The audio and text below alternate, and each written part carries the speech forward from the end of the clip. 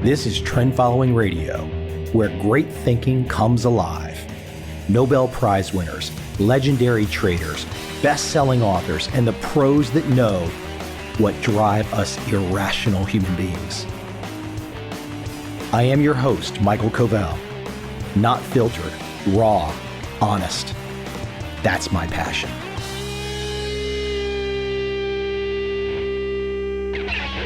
I needed a podcast like today.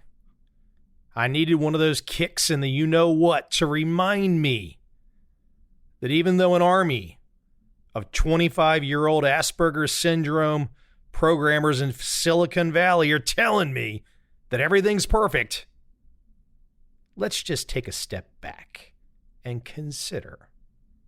My guest today is a professional at considering. Amy Webb is a quantitative futurist. She is a professor of strategic foresight at the NYU Stern School of Business.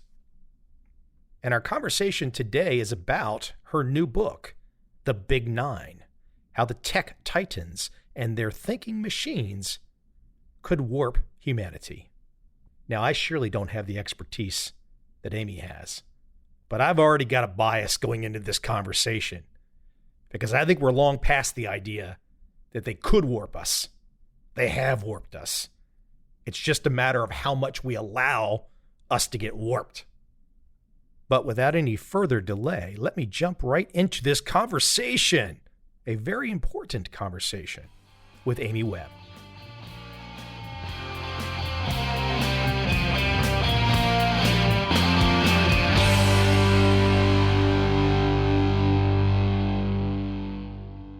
So Amy, as I'm thinking about your work, your direction right now, I can't help but look at that subtitle that says how the tech titans and their thinking machines could warp humanity. Out of the gate, a kind of fun opening salvo for me. Could warp humanity, or have we already been warped? I started working on this book 2 years ago. So here's what I would say. There are certainly documented instances where some of the technologies that are being used have gone awry or have had implications that have definitely been negative and perhaps folks didn't see coming. I think in some ways we are certainly in the process of being warped. The concern that I've got is not what we've already seen. My concern is what's potentially on the horizon, and compared to our current Facebook data privacy scandals, what I see looming is so significant, like orders of magnitude worse. Let's do this. Let's start right there, and then we'll backfill in back to the beginning. What is the worst case scenario? And you might need to, at this point in time, define AI from your perspective as well. What is the worst case scenario for AI, for us as humans into the future? What's the worst that you imagine? Artificial intelligence, I think it's important to begin with, is not a singular technology. There is no switch that turns it on and off. It's been in some form of development now for hundreds of years. And in the modern era, a lot of the tools and technologies that we sort of take for granted because they just feel like they are an embedded part of everyday life are themselves AI. The problem is that we've been living with the idea of what artificial intelligence is going to be for so long that we no longer recognize the AI that's right in front of us. And that depends on when you grew up. If your point of reference was Rosie the robot, the maid robot from the Jetsons, then that's what you've been expecting. Or Skynet, or HAL, or Her, or Westworld. We keep anthropomorphizing artificial intelligence and expecting it to show up in some kind of humanoid form. In reality, all of us are using artificial intelligence all day long. So it's the spam filter that's in your inbox for email. When you travel and you walk through the scatter array security detection, so not the metal detector, but that other big thing, that's taking a baseline read of your body and comparing it against other baseline bodies. And if you show any anomalies, then you're pulled aside. But that process and that image and object recognition is artificial intelligence. I mean, I could list hundreds and hundreds of examples. And I think the problem is that we keep in our minds looking out into the farther future for huge opportunities or risk. When the average person thinks about the catastrophic framing, the catastrophic scenario for AI, it tends to fall into a couple of different camps. AI is either taking away all of our jobs, or AI is a killer robot that's going to come and, massacre me in my sleep. What we don't think about are all of the invisible ways in which artificial intelligence, which in its most basic form is a technology that uses data to make decisions. And that's really all it is. Obviously, it's more complicated in its implementation, but that's what we're talking about. We don't think about catastrophe within the realm of machines that make decisions built by a relatively small group of people using limited data that are intended to optimize life for everybody. That's where the catastrophe resides. And it's there not just because of what's happening in the United States, but because artificial intelligence is actually on a few different developmental tracks. We have one approach here in the United States. There's a completely different approach in China. And the challenge is that those two approaches are not at the moment complementary. And that's where we start to see serious problems down the road. Let's stay there for a second with China. I spend most of my time in Southeast Asia. And I've been to, for example, I'm going to Beijing in a few weeks. It's been a few years, so it's been like since 2015. So I don't know if I was there before they implemented like their jaywalking thing where you get a ticket by the time you get across the street. So this will be new for me. But why don't you elaborate those differences? Because in some ways, I think people might say, well, my gosh, look at China. This is so Orwellian. You start to jaywalk and you get a ticket by the time you get across the street. But then on the flip side, someone might say, but in America, we still have some freedoms. But then if I take it a step further, I might say, well, I really like tweeting on Twitter. But if I say something that might be considered not correct, an algo, some form of AI is going to detect that, and I might get banned. Now, of course, Twitter is a private company. They're welcome to do what they want to do. I'll take a very libertarian take on that. But it starts to become very complicated when you compare both countries. I would love for you to outline how you see the differences for China and America in terms of those two tracks on AI right now. If you haven't been since 2015, there's a lot in flux and a lot of changes happening in China. I lived in China and Hong Kong. I lived actually in Hong Kong just after the handover. I lived in Japan too. There's a fairly sizable difference between how AI fits into a broader plan in China and how AI, for the most part, is relegated to the private sector here in the United States. In China, there are 3 companies that, for the most part, are building out the most important frameworks. They have the lion's share of patents. They are well capitalized. They have the largest user bases. And those companies are referred to as the BAT. So that is Baidu, Alibaba, and Tencent. And most people outside of China have never heard of these companies. And for the most part, it's because you can't really engage with them. Baidu is the equivalent of Google, so it's a search engine giant. Alibaba is akin to Amazon, but on orders of magnitude larger, in part because there's just way more people in China. And then Tencent is this kind of interesting amalgam of social media and healthcare provider services. And I mean, they're not providing the healthcare, but they're doing a lot of the sort of back-end administrative work and also payments. If you're a Chinese person, you're pretty much either using a payment platform developed by subsidiaries at Tencent or at Alibaba. These are enormous companies. And while they are independent companies with CEOs, by virtue of the fact that they are a Chinese company based on Chinese soil, they are very much under the thumb of Beijing. So in order to get the licenses to operate, in order to have people come and work for them, I mean, you kind of have to fall in lockstep with the prevailing viewpoints of the ruling government. And at the moment, China's government is ruled by somebody named Xi Jinping, who I think is brilliant. He's a brilliant strategist. He understands technology. He is an exceptional long-term thinker, and I think he's a visionary. I think he sees artificial intelligence as a means to create social order and to unite other countries around the world alongside China so that China can develop a new kind of global economy, one in which it's making a lot of the decisions. To give an example of that, there is a program that's been in the process of launching. The basic thing to understand is that there's a score assigned to individual people. So it's kind of like a social credit score. To behavior. Right. If you're a Chinese citizen or if you reside in China full time and you jaywalk, which is illegal in China, there are wide swaths of the country now covered in smart cameras that are capable of recognizing not just your face, but also your gait, your unique posture, how and when you tend to walk and what your gestures look like. So these systems recognize you as you're jaywalking. Then there's a digital billboard that's located somewhere nearby.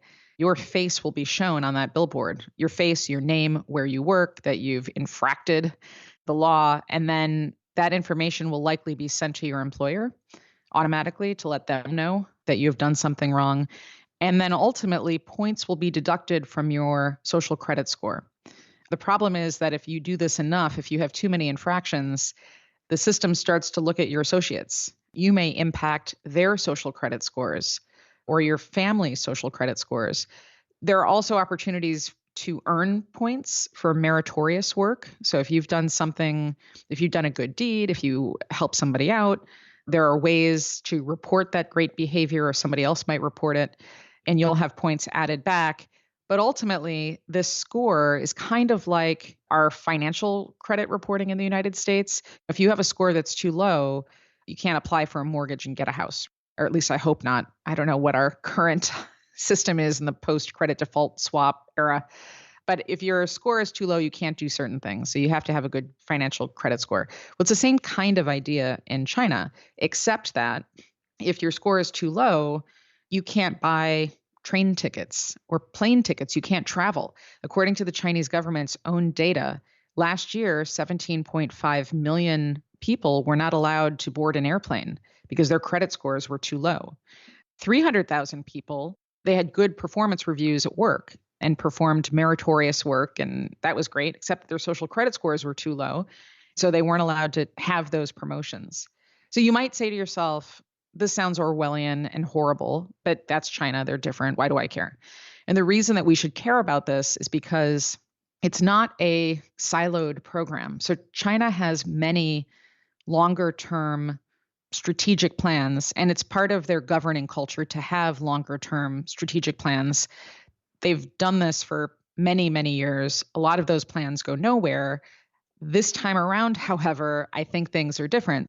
In addition to the social credit score, China's got something called the Belt and Road Initiative, which is a infrastructure plan that is intended to look like an economic development initiative. China is going into emerging economies around the world along the old Silk Road route and is helping rebuild roads and bridges in exchange for debt service. They're also, it's not just physical infrastructure, they're also creating and building digital infrastructure. So they're laying 5G, they're laying fiber, and they are helping digitize a lot of these emerging economies. And by the way, they are also exporting the social credit score system because in places like the Philippines or other countries where there are authoritarian rulers, the social credit score offers a really interesting way to gain control over your citizens. And now you still may say to yourself, well, I don't live in the Philippines, so I don't live in a country that's an emerging economy. Well, here's why this all matters. There are 58 countries that are currently part of this pilot. Artificial intelligence, we've only scratched the surface, but there's a ton more happening. It would take me hours to explain all of it. Here's the summary. You've got over 1 billion people in China. Once China has all of these other countries sort of part of its system, suddenly there's a scale there that we may not be able to compete against in the West. China on its own has a lot of people and a decent economy. China combined with many other countries around the world, which offer natural resources, land, all kinds of other things, suddenly presents, I think, a pretty big problem to the West. This is exactly what they've been pursuing. I believe that China is in the process of building a new world order, one in which they are calling the shots. And the ideals in China certainly do not align with our democratic ideals in the West. The question that immediately comes to mind for me, I'm guessing that you've had a chance to get some feeling on this, some feedback. The average Chinese citizen, as this is unfolding, I've been to mainland China many times, but as you say, not since this has been implemented. But what does the average person feel about this process? Do they feel helpless to the process? Do they not really think about it as long as they lead a good life? I mean, do you have that understanding of how people feel in China right now? I would urge you when you're there to just ask people what they think, to the extent that you can find an average person who will give you an answer, which is unlikely. My observation is that for everyday people, they're not fully aware of what's being built and how it's being used because the commercial applications are much shinier and more interesting. In many ways, China is very, very far ahead of lots of other areas around the world in its technology. Payment system there is better in a lot of ways. It's possible that the average person doesn't really see what's happening until there's a negative impact on them. And that's analogous to what we face in the United States. I think most people kind of went along and used Facebook happily until something negative happened and they had a negative reaction. And then suddenly they're aware, right, of maybe a different way in which the system is actually being built and used. So I think part of this is people in China just aren't aware of what's happening. I think part of it is that for some people, this is a better system, a system where if you see that crime is starting to go down and people are behaving in a more orderly way. I mean, I remember when I first went to Beijing, oh my God, that was one of the craziest airport experiences I've ever had. When I went to Beijing for the first time in the early 90s, I just remember getting off the plane and there was this massive crowd of people and like one security guard standing on a little podium. And it was complete like insanity just trying to get through the area where I'd gotten off the plane near some kind of, customs and immigration area. I mean, it was nuts. Contrast that. I mean, it wasn't just disorderly. It was just the sheer number of people. And I mean, it was like pandemonium.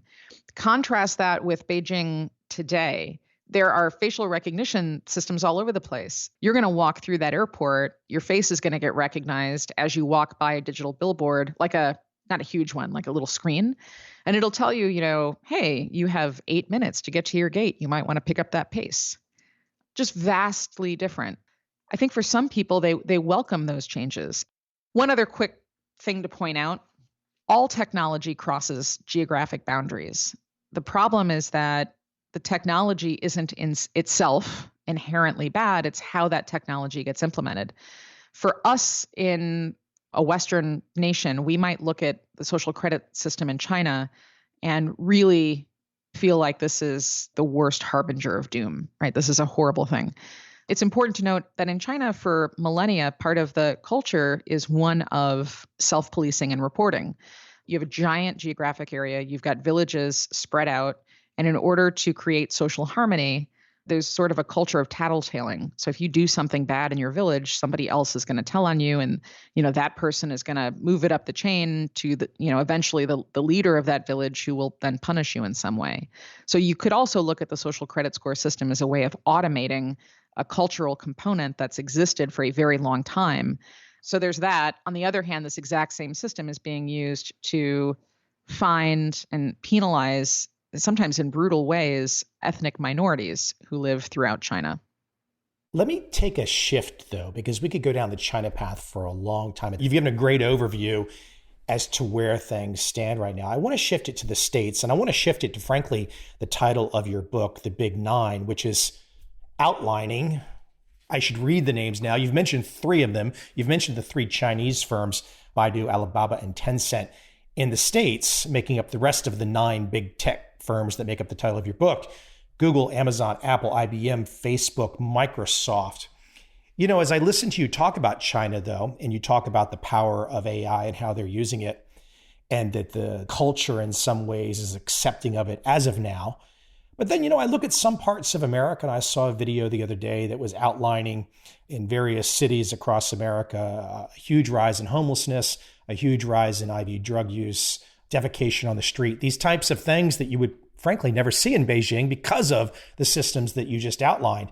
There is a side of me, having spent a lot of time in Asia, that says, well, gosh, why is this worse? Why is the organization, why is the cultural way that people operate in Asia overall, and I'm generalizing a little there, why is that not better than the permissiveness that we sometimes see in the West, which we then throw under the rubric of, well, we have our freedom, but sometimes that freedom offers a lot of interesting things that, at some stage of the game, is there too much freedom? We forget that we are a relatively new country, the United States, and we've had a meteoric rise, but we are very much an anomaly. If you look at the rest of the world does not have the same type of government that we do, and the sort of unlimited freedoms that it feels like we have been granted are not as prevalent elsewhere.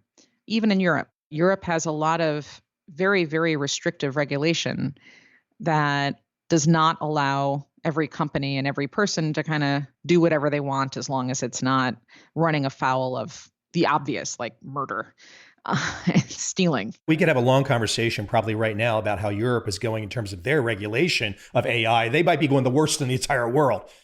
This is kind of important, though, because it highlights some key differences between what's happening with the bat and what's happening with our part of the Big Nine, which I call the G Mafia. That's Google, Amazon, Microsoft, IBM, Apple, and Facebook. And the core differences are that here in the US, we don't have a single capital. We don't have a single nexus of power. I would argue that we have three. Certainly Washington, D.C., which is the seat of our federal government, New York City, which is our financial capital, and the left coast, which is Silicon Valley, along with Seattle and Bellevue, which is our tech sector. Those three geographic areas, those three areas, finance, federal government, and tech, are in a codependent relationship that they don't acknowledge. They are totally dependent on each other, and yet they believe that each one of them has the most power. What we keep happening, the government sort of feels like the technology piece of this is primarily administrative. They basically only have a transactional relationship on the best of days with the Valley. And if anything, the federal government has made it impossible to do work with outside providers because of their procurement process. Silicon Valley has operated under their, the sort of ethos is move fast and break things. But in reality, what that translates to, we're just going to do our own thing and we'll ask for forgiveness later on. And lately, there's been a lot of calls for apologizing, a lot of problems. That's the Valley. And the market demands speed. They demand products. And they look at a lot of these big tech companies as really smart investments that'll pay off dividends in many years to come. The place that we're at now is speed is prioritized over safety. I know plenty of people who work for our part of the Big Nine who would like to do risk modeling, who would like to bring aboard ethicists, who would like to significantly diversify their staffs, who want to shore up some of the problems that we have. But that would start to put some fire brakes into a train that's been moving pretty fast for a pretty long time. Doing any of these things would likely result in punishment by the street. The street doesn't want to deal with regulators. They want a hands-off approach. So there's a significant amount of lobbying that happens in Washington, D.C. And Washington, D.C. has sort of stripped away over the past few administrations, has stripped away significant funding from basic research into science and technology. Yes, there's funding for research and there's research being done inside the Pentagon, but all of this other stuff, if you stop and think about where we are with our data, where we are with our digital infrastructure, they've relegated all of that to the private sector, including things like web services and cloud services. What I'm failing to understand here is how anybody could possibly be surprised that we arrived at this point. There's been zero collaboration. There are zero economic incentives, smart economic incentives to get that collaboration.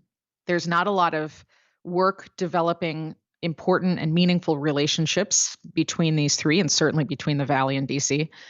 So here we are spinning our wheels. And is it any surprise that in the year 2019, ahead of what's going to wind up being a very contentious presidential election cycle, that there are suddenly calls for regulation, and that China has started to build its own version of the GDPR for privacy and data? We've got really big names in the tech sector who are releasing their own manifestos for what privacy and data regulation should look like. We've got academic centers now at Stanford, at Georgetown, who have created their own initiatives around what the future of AI should look like, at least in terms of policy. And we've got an executive order that got signed by President Trump that it was essentially a collection of bullet points on what our, I guess, AI strategy should look like, but it lacks funding, it lacks teeth, it lacks people. Things are kind of running amok, I would argue, here in the US. And we are not the center of the universe. There's plenty of work being done outside of the United States, and unfortunately, zero coordination or collaboration now between countries. So just imagine China has its own AI policy. The United States supposedly is working on something, although again, no collaboration. The EU is developing ever more stringent regulatory frameworks. Everybody's going it alone. While what is China doing?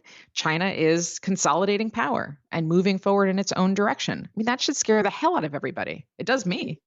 It is interesting because it does seem like that on the government side, the regulation side here in the States, it's literally like, I don't care what party one is affiliated with. It's like DC is just a cluster, you know what. It's like they literally have no concept as to what's going on. I'll give a side example. I'm in the Washington, DC area today, and I happen to be near where I grew up, about 15 miles outside DC.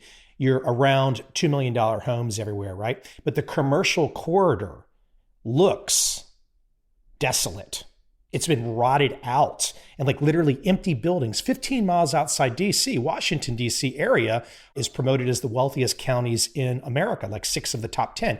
So I'm seeing all this rotted out commercial area where clearly these buildings are either, they're not going to be occupied anytime soon. It doesn't take a rocket scientist to realize, yes, Amazon's been very successful at what they've done. And hey, look, that's the Darwinian notion of capitalism in America. So you can look at that from either side and say, well, gosh, this is how it's supposed to be, or gosh, this is not so great for society. But if you take it a step further, you say to yourself, well, gosh, if the commercial tax base across America gets rotted out, essentially by AI, because we're giving everybody convenience with Amazon, then what happens? I mean, these things are all so interconnected, and it doesn't appear that anyone is thinking about what's going to happen. So if I can look at outside the Washington, D.C. area, a commercial tax base that is clearly dying, and I've not been to Middle America recently, what is going on in Middle America? It can't be pretty. This just made me think of a bunch of things.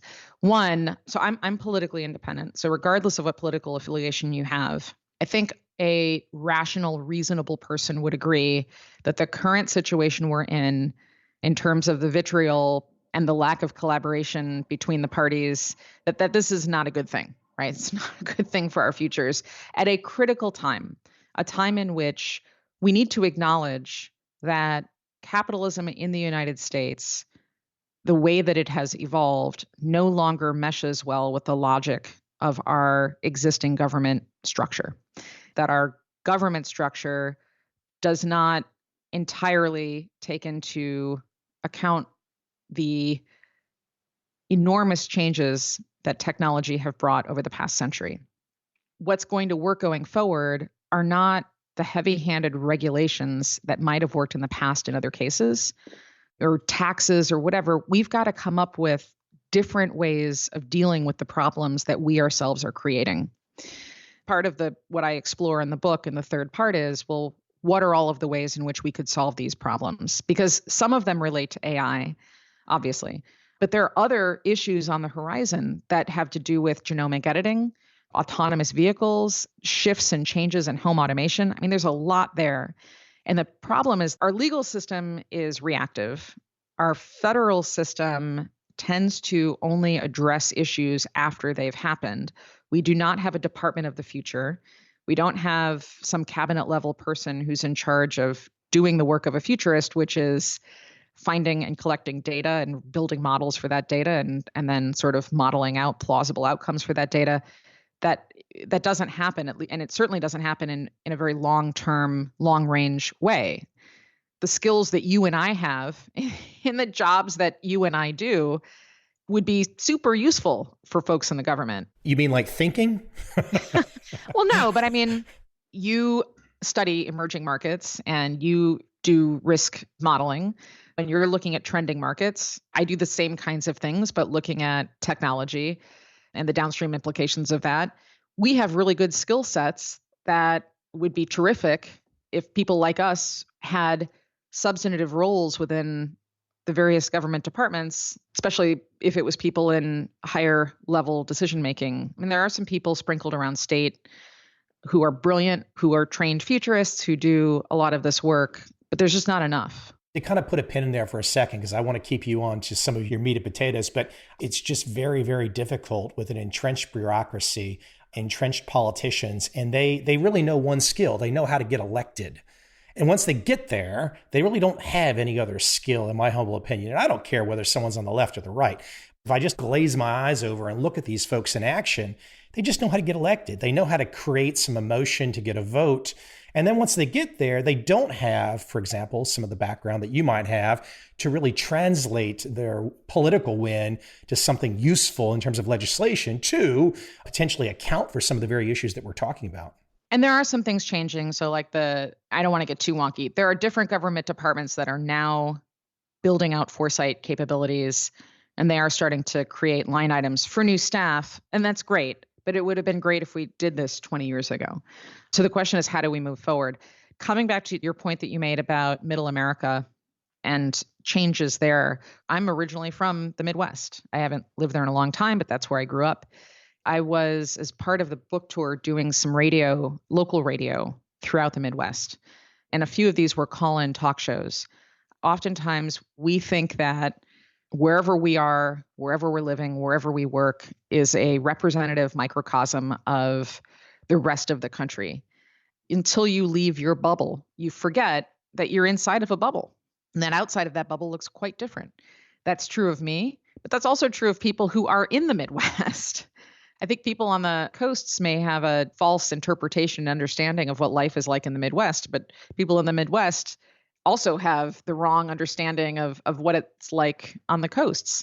The bottom line here is the average person does not understand what AI is, why it matters, how it works. And as a result of that, they are subjected over and over again to a tremendous amount of misplaced optimism and fear. When you hear your local newspaper or your radio station reporting on somebody's study, like a McKinsey study saying that 73 million people will be out of a job because of AI, that's a big number. How could that not strike fear into you? The problem is, if you don't have a more nuanced understanding of what we're talking about, then fear takes over, your limbic system gets fired up, and we start paying attention to the wrong things. And it prevents us from doing the hard work that's ahead. We can stave off some of the catastrophic scenarios. In fact, we can create a situation and position ourselves so that the future of artificial intelligence is everything that we've been promised, that AI augments our human capabilities and helps us figure out new cures for cancer and helps us prevent additional climate change and all kinds of things. But that great future is not going to show up fully formed. It's something that's going to take a lot of work in advance. My concern is that if we are constantly in fear of the wrong thing, or if we're looking for some walking, talking robot out on the horizon, we're going to miss the real opportunity that's in front of us. Because while the catastrophic framings are very plausible, and we ought to be very, very concerned about China, we also have time right now to do something about it. But the longer that we wait and the more that we believe that AI is sometime off on the horizon and it's not going to affect me or my generation or my business right now, the longer that we stay in that mindset, the worse this is going to be for everybody. Let's take this back a step because we've gone in a lot of interesting directions, but I want to kind of take it to I guess what I would call is the red pill, blue pill matrix mentality, which is like, people really like to look at this. I think that film is such an inspiration for people when they think about AI. But where are we in terms of that moment? And I know you think about this. Where are we in terms of that moment when the machines think? Now, of course, this gets nuanced and you could talk about, well, gosh, Mike, we're already at a point where machines are thinking, but I'm talking more about like the me and you, the consciousness. I know many people try to put a date on this. They try to say a time, a singularity, all these things. How do you think about machines and thinking? How long do you have? Go, it's yours. So one, it's important to note that artificial intelligence, again, is not a singular thing. AI systems are capable of doing more and more all the time. One challenge that we have in identifying things like exactly what year did the robots take over is that you would have to have some kind of established set of standards that tell you, again, because you're not going to see walking, talking robots. What about that group in Boston with the crazy dogs that are running around going 40 miles an hour? So again, that is a container for AI. The robot itself is not the AI. The robot, the dogs, there's a great video online of a Boston Dynamics dog that is trying to get into a door and it destroys itself in the process because it just keeps repeating the task of trying to get in. It's kind of a haunting, awful video to watch. But again, that dog is the container for AI. The AI itself is something different. There are some tests that are used. Some of those tests have to do with conversational ability. Some of those tests have to do with playing and winning games. But there's no single set of standards. Therefore, at what point does AI jump from being nominally intelligent to generally intelligent is a question that we do not yet have an answer to because there's no single rubric. There's no single scorecard. Therefore, a lot of the studies that you've seen where people are predicting by the year 2026 or 2066, this is exactly when AI is going to be able to do X, right? Or replace humans at doing X. I think it's a fun exercise, but that kind of modeling is hazy at best because there's a lot changing and moving. And also, we don't have the definitions for what artificial general intelligence, for example, looks like. Again, it's another distraction. It's a simple way for us to procrastinate because if we have a chart, and there are plenty of charts that say that artificial general intelligence, like a computer that can write essays and communicate linguistically just like we can and fool us, right? That's going to be 2039. I mean, think about the impact of a chart like that, because basically what that tells anybody then is, well, that's so far off, I don't have to worry about it. And in the process, then you ignore all of the work that has to be done. My thinking is that we've already seen artificially generally intelligent systems. I saw one a couple months ago. DeepMind, which is a subsidiary of Alphabet, which owns Google, DeepMind debuted a new iteration of an algorithm that started off being called AlphaGo. This new version is called AlphaZero.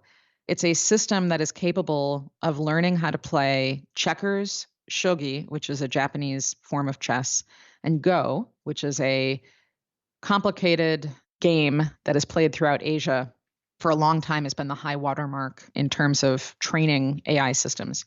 They built a system that learned how to play all three of those games simultaneously without a human in the loop. And those games no longer just beat humans. They've thrown out human playing strategy, developed their own ways of playing the game, and are now playing at superhuman capabilities. We're there already. Well, we're at the beginning of there. As you just point out, it's very hard to define what there is. We ought to have recognized that as something really important. And we should be thinking about that and what this implies as we move forward. The problem is that in the United States, there's a rush to commercialize products. There's a rush to build things that will make money using this technology rather than just letting the developers keep their heads down and work. There is a rush to develop commercial applications without the opportunity to say, well, let's model all of the implications out and figure out what this might mean. What are the risk profiles? What can we fix? And it doesn't mean that the research should stop. It just means that we're doing the work alongside that should be done anyways. And that brings me back to the singularity. I know that this is a fun thing for people to think about, that the moment in time in which suddenly the machines wake up, and we've seen versions of this story now many different times over in books and in movies and in TV shows. In order for there to be a single singularity, you would have to have interoperability across frameworks and systems, which we do not have. Google's AI is quite different from Amazon's AI. They're different frameworks, different systems. You can't necessarily port one to the other. The time frames, the charts, the neatly wrapped keywords that we use, all of these things are distractions. The reality of artificial intelligence is a lot more nuanced. It's much more sophisticated and in many ways more messy. Until we are willing to get down away from abstraction and to more granular levels of detail talking about all of this stuff, the more that our ability to influence the future is going to slip away from us. And I'm thinking to the beginning of this conversation, we're talking about the transfer of power in terms of AI to the government. And so the Chinese government has so much power. In America, it's always a little funny because as a, quote, capitalist, I don't want to sit back and say, my gosh, Mark Zuckerberg and Jack Dorsey have all this power, because ultimately they're guys that created private companies and we've all kind of joined freely and we've adopted into their worlds. And now they have shown us, this is the private sector of the states, they've shown us that they're willing to use their power to kind of mold and push us to the degree that they want personally, not unlike China. So while China's the government is doing it, in the States, it's pretty easy to find examples of where, for example, we just say something like censorship. We can see censorship across Facebook, across Twitter. But in the States, we don't really question it because it really forces people that might have one political alignment to really not know how to judge the situation, because the old ways of America might look at their divided politics. When you look at a situation where a company like Twitter or Facebook is now doing some censorship on a platform that we all freely adopted, it really throws a monkey wrench into how to even think about it and solve it. At least from my perspective, it does. I probably should have highlighted this at the very beginning. If capitalism continues on its current trajectory, that's probably not the best thing for our long-term futures. That being said, these are publicly traded companies. They are publicly traded companies with a fiduciary responsibility to their shareholders. They should be able to make a profit. Facebook has done a lot of terrible things, but they're a publicly traded company and they should be able to earn money. And in fact, I think forcing the kinds of regulations that might inhibit the growth of these companies and their abilities to earn a profit is probably going to be terrible for us in the longer term, for many reasons, one of which is that the federal government doesn't do a lot of its own R&D anymore. We've relegated that, again, to these big companies. A great example, the Energy Department yesterday put out a press release about this new AI initiative, and they're touting a $20 million investment. Nothing. Right? Like, that is comically, ridiculously low. I mean, that is within the realm of what research is being done at these other companies in the private sector. Let me phrase this to you in another way so I can maybe get to more where I want it to go. I see with the AI right now, and I can bring up the China example, I can bring up the Facebook, the Twitter, et cetera. It's this transfer of power to a small group. Now, one thing that I've noticed in Asia, and I would love for you to comment on this too, is the notion of benevolent dictators. To the average American, especially if I would have gone back 20 years ago, I would have been like, Mike, you're an idiot. What are you talking about? That's impossible. But you know what? Then you go to Tokyo, you go to Singapore, and you say to yourself, well, I don't know. They kind of have got some things figured out here. The tricky part for me is like whether we're talking about transferring of the power to a small group, the Chinese government, transferring of power to a small group, Jack Dorsey, Mark Zuckerberg. To some degree, that's going to happen. So the question becomes, are we getting the benevolent dictator or not? I think a lot of people in the United States right now would say that we currently have a benevolent dictator, that we've got somebody who, at least in Donald Trump, who seems to be able to exact power in ways that align with their thinking. When he's gone, the overall big picture things of what we're talking about are still going to be moving forward. That's one of the compelling pulls, I think, of Xi Jinping is you definitely have somebody who has an extraordinary amount of power, who has knowledge. Part of the reason that he has the power that he has is because he's got people aligned around him in his party who support him. And there's not a lot of, infighting, and there's a sort of culture built up that disincentivizes, I think is a nice way to say it, anybody who goes against the grain. In the United States, we have a system of government that, again, is really an anomaly if you look at the rest of the world. When it's functioning well and everybody has single priorities, and those priorities are looking at what's best for the greater good, and really everybody, not just their political party, and they're not solely focused on getting reelected, and our various branches of government are operating, again, in the idea of what's best for the greater good of the entire country, then I think our government is terrific. I think our system of government's amazing. And we've seen that in action. If you look at previous wars, World War II, if you look at the space race, there have been plenty of examples throughout our history where our system of government has united everybody for the most part and has propelled us to the forefront in lots of different ways. I don't think you really think that's possible again. Well, you're right. That's why I daydream.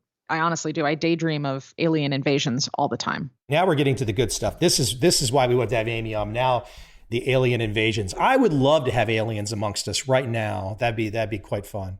Aliens and dinosaurs. Figure out the gene stuff and bring the dinosaurs back. No, I'm serious. I'm being dead serious. I would love to have T-Rexes on the street when I go to get coffee, and I'm not joking at all. That would be bad. I don't want the aliens among us right now. I want aliens to invade, to sort of be on our radar, and we have like a month to prepare or something, and we start getting invaded and the reason is at this particular moment in time, given our anxiety, our animosity, the sort of roller coaster of emotions that everybody's having because of social media and the news cycle and everything else, like what's the one thing that could possibly unite us in a way that would help us collaborate? Something shocking, different. I rewatched Independence Day, which is not a movie that I love, but I was like, I watched it recently because I was like, if we only could get an alien invasion, and that would be great. If some scary being from the planet Zork, 50 million billion light years away, decided to take over our planet because it really likes water. I don't know. Real quick before, I've only got you for a limited time left. That transfer of power to a small group. We've talked China. How do you feel, though? Because I don't see how it changes. I mean, when I look at the power that Jeff Bezos has, I look at the power that Jack Dorsey and Mark Zuckerberg, the Google guys, there's not going to be another Google. They've already cornered the market, so to speak. Who's going to compete with Amazon? They've already built it out. It seems like, even though during the .com era, we could all imagine these new companies coming in this and that, you've nailed down the 6 that there are. I don't know who's going to be number 7. It seems like we have to be right now, at least from the American side of things, we have these 6 companies, and they are benevolent dictators for the moment, but they've got a tremendous amount of power. And we have all voluntarily transferred a tremendous amount of power to essentially 6 people, if you want to call it that. And that's a little frightening to me. This is where I think we have the wrong understanding of what a free market economy looks like in an era of technology. I'm not advocating or even saying that we need to have more Googles necessarily. What I'm saying is that this idea that there should be unfettered competition and that, left to market forces that will happen, that's never been true. You always see an industry as it matures weaning into consolidation. And again, then I think people tend to believe that when you have a consolidation of power, competition goes away. I would argue that it's the opposite. So you've now seen, we have just a few players in the market. And if anything, I think competition has increased extraordinarily because there's way more at stake. Google and Amazon are vying for enterprise customers in part because once you get hooked into their systems, it becomes very, very difficult to get back out. So there's tremendous competition at the moment. The challenge, I think, is not the companies at the moment, but the people inside the companies. And I don't think that they have malintent for everybody. I think that this happens across industries all the time. You just wind up with a very few number of people who are making decisions intended for everybody. In this particular case, the decisions that they are making have to do with the data and the algorithms and the frameworks and the systems themselves designed to make decisions for us all, which is therefore, like when you hear people saying that this moment in time is analogous to the Industrial Revolution, when you're talking about automation, like some of that is analogous, but there's a piece of it that isn't. The Industrial Revolution, when we saw the same consolidation of power among just a few players, resulted in huge economic shifts that were positive, lots of job loss, things equaled out over time. But those machines didn't think. Those were like static machines that did stuff, that did the physical labor that humans used to do. This time around, we're not talking about physical labor entirely. We're talking about cognitive labor. And that's why I think it's important to ask questions about the people who are making these decisions as they create systems that make decisions for us. Do those people represent your worldviews? And I'll just close on this because, again, I think it's important. When we talk about bias and discrimination in AI systems, a lot of people shut that conversation out because they assume that we're talking about women and people of color. Well, I have news for you. We're all being discriminated against. If you are somebody who is more libertarian or if you are more conservative in your political leanings, you are being actively discriminated against inside of Facebook. That's not my model. That's somebody else's data. And there have been plenty of examples and reports and research proving that out. It's not a conspiracy. It's Mark's view. And you know what? As somebody that likes to believe in our form of the way we've unfolded things in America, we should support that Mark has that view. And I brought this up with a libertarian economist well known at George Mason. And I said, well, what do you think? Is this just kind of going down the monopoly direction? He said, look, if people don't like what Mark's doing, they can go invent their own Facebook. There are plenty of other kinds of networks. They're just not as public. There's a great Pew report that just came out, I think last night, showing who's actually on Twitter. And Twitter skews older and very, very left. And 20% of the older adults who are using Twitter post 80% of their content. We get into the habit of believing that what we see in our bubble is representative of the rest of the planet. And it's just not. And that's exactly why this is a problem inside of artificial intelligence, because we tend to have homogenous groups of people building systems that are intended to make decisions for and represent all of us. That's the crux of it right there. That's what everyone should be thinking about. Now, the question becomes, though, is whether or not we can really affect the people that are doing the building or controlling or regulating, or can we just figure out ways that we can respond to or protect ourselves if we have no ability to affect the decision makers? That's right. I don't think I'm going to have a chance to really affect the decision makers. So I've got to figure out a way to protect myself and navigate what everyone is building.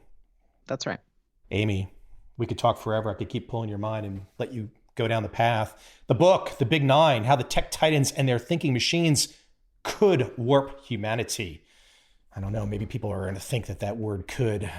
But it could also go the other way. I mean, it could warp humanity. It could usher in a much better era than we're living in right now. But again, the point is that's the best possible scenarios. Our best possible futures are not going to show up fully formed. They're not going to be neatly packaged for us. If that's what we want, we have to put in the work right now. And we have to do the work to make those optimistic framings happen. Otherwise, if we keep our heads in the sand, that's the easiest way to court disaster. That's a great way to make sure that catastrophe is on the horizon. Hey, could warp humanity is not necessarily bad. It could warp humanity to the good, right? I mean, so it cuts both ways.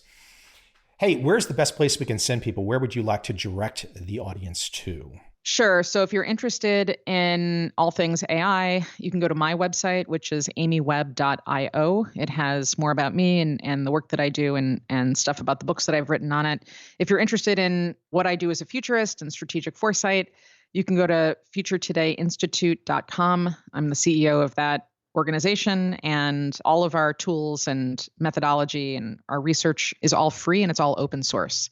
You can download things there and get started learning how to do the work of a futurist. I hope in the time to come we can have a follow-up conversation. I really think we just scratched the surface today. And having read your book, we really just scratched the surface. So I really implore people to take a look at the detail that you've outlined. It goes well beyond our conversation.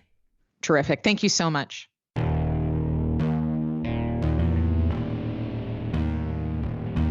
I see a time when those awake will understand how to make money in up, down, and surprise markets. Whether new trader or experienced, college student or financial advisor, protecting against a crash or just trying to make a lot of money, trend following offers everyone an answer in uncertain times. To get started immediately, send me an email, michael@covel.com.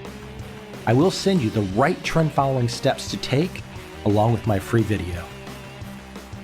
But if you want to buy and hold, trust the government and trust Wall Street, this is absolutely not for you.